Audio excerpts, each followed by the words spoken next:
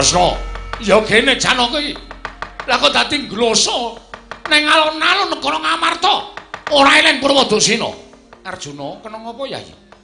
Janaka Siadi kena ngapa? Wah, jlambrong kena ngapa? Kowe nututi Prajanawati. Lah kok malah kowe nang kene ora duwe daya gletak kaya ngono. Lho, Kresna, kembang cangkok Wijayamulya, ungkulana Janaka